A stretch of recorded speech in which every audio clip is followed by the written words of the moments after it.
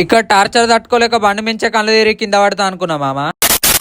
చలో జొమాటో కొట్టుకుంటే 1 లక్ష సంపాదించడం సిరీస్ లో ఇవాళ డే 22. ఇలా మనకు ఫస్ట్ ఆర్డర్ అయితే సహదేవరెడ్డి స్వీట్స్ లకి అయితే పడ్డది. ఆర్డర్ పడ్డది అని చెప్పి రెస్టారెంట్ దగ్గరకు పోదామంటే మా దోస్తాడే ముచ్చట పెట్టుకుంటే జావ కొడుతుండు. మీకు ఏం చెప్పాలి చెప్పు మామ నా బాధ. ఒక దిక్కేమో ఆర్డర్ కి లేట్ అవుతుంది, ఇంకో దిక్కేమో వీడు ముచ్చట పెట్టుకుంటే చంపుతుండు. ఇదంతా పక్కన పెడితే ఇలా శివుడి వచ్చిన క్యాష్ అంతా ఆన్లైన్ వేసుకుందాం అనుకుంటే ఆ ఏటీఎంలు ఏమో పని చేస్తలేవు. ఒక్క ఏటీఎం అని కాదు మామ, అక్కడ 4 ఏటీఎంలు ఉంటే 4 ఏటీఎంలకి ఒక్క ఏటీఎం కూడా వర్కింగ్ కండిషన్ లో లేదు. నా ఏటీఎం కార్డు మిషన్ లో కూడా పెట్టినాం కదా, అటే ఇరుకొని పోతే ఎట్లా అని చెప్పి నాకైతే కొంచెం భయమైంది. సరే ఇదంతా పక్కన పెడితే ఫస్ట్ ఆర్డర్ కస్టమర్ కి ఇచ్చేసిన second order cafe coffee day లకి అయితే పడ్డది. ఇక రెస్టారెంట్ కాడికి ఆర్డర్ పిక్ చేసుకొని కస్టమర్ కి పొంగ పెట్రోల్ కొట్టించుకొని పోయి అయితే కస్టమర్ కి ఆర్డర్ ఇచ్చేసిన. ఇంకో ముచ్చడం మీకు అసలు చెప్పుడు మర్చిపోయినా. అసలు ఇవాళ ఏం జరిగిందంటే నాకైతే ఒక ఆర్డర్ రామ్నగర్ చేపల మార్కెట్ లోపల అయితే పడ్డది. అమ్మ తోడు మామ, అసలు ఆ చేపల వాసనకు నాకైతే అసలు వశమే కాలేదు. అసలు మనం ఇంతవరకు అక్కడికి పోలేగా మామ, ఆ వాసనకైతే అంత ఘోరంగా అయింది. దెబ్బకే కస్టమర్ కి అన్న నీకు దండం పెడితే ఇంకోసారి అయితే నువ్వు ఆర్డర్ పెట్టుకోకని చెప్పొచ్చిన.